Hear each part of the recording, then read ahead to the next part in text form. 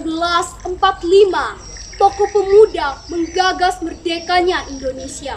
Berdiri tegap di lapangan pilkada, merebut kemerdekaan dari tangan penjajah. Namun, kini dunia memenjarakan manusia di balik keresahan dan duka. Kita, sebagai pemuda Indonesia, bisa apa? Apakah dengan tidak berbuat apa-apa, segalanya bisa berakhir begitu saja? Salam Indonesia maju untuk kita semua. COVID-19 sedang menjadi ujian yang sangat berat buat bangsa kita. Mayoritas masyarakat Indonesia dihadapkan dengan dua pilihan mengerikan, stay at home, tapi tidak ada pemasukan untuk keluarga, atau bekerja di luar rumah, tapi rentan terpapar virus, seperti mereka para pengemudi, petugas kesehatan, hingga penjajah makanan di trotoar jalan. Meskipun dalam kecemasan beraktivitas di luar rumah, tetapi mereka lebih khawatir tak memberi nafkah untuk keluarga. Sebagai bangsa yang besar, yang terdiri atas ribuan suku, tersebar antara Papua hingga Sumatera, menghadapi masalah seperti ini. Tidak lain yang dibutuhkan adalah sikap persatuan dan kemanusiaan yang adil dan beradab. Marilah kita saling tolong-menolong sesama manusia. Jangan melihat bantuan itu dari kuantitasnya. Yang dihitung adalah solidaritas dan nilai kemanusiaannya. Bukan uang yang dibutuhkan untuk membantu sesama, melainkan hati yang tulus. Teman-teman sekalian, sesama anak Indonesia, anak yang terlahir dari rahim Ibu Pertiwi, kita sebagai pemuda Indonesia bisa apa? Janganlah kita malah saling menghujat, saling mencela, saling mendiskreditkan. Si A melempar kesalahan ke pihak si B, dan begitu juga sebaliknya, saling menuding bahwa keterpurukan bangsa karena virus COVID-19 ini akibat kesalahan salah satu pihak, sedangkan pihak lain merasa diri paling benar. Stop! Hentikan itu semua. Janganlah timbul perasaan paling hebat. Kasihan masyarakat.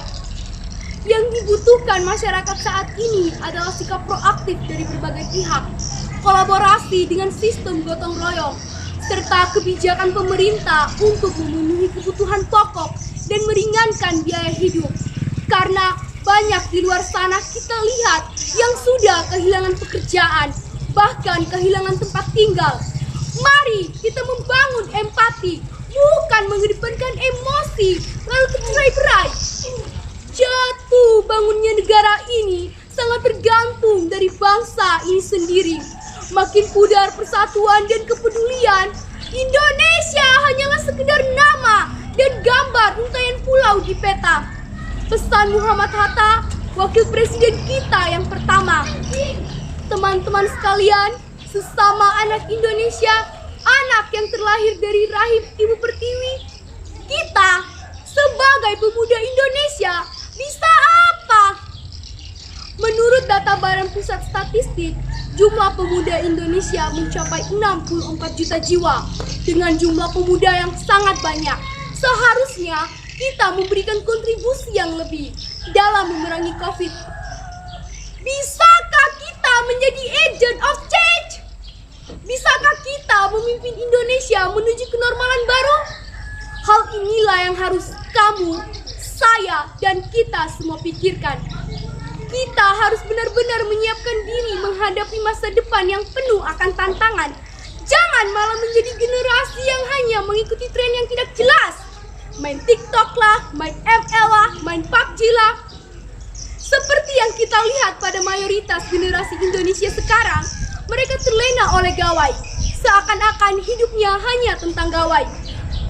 Lalu, bagaimana pertanggungjawaban kita terhadap nasib bangsa saat ini?